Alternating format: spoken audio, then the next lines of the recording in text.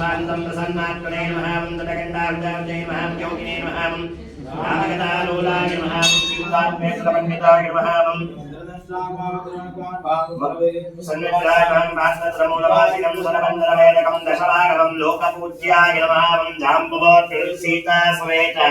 श्रीरामपादसेवादवन्दनाय नमः नानाविधपरिमला पत्रपुष्पाञ्जलिं समर्पयामि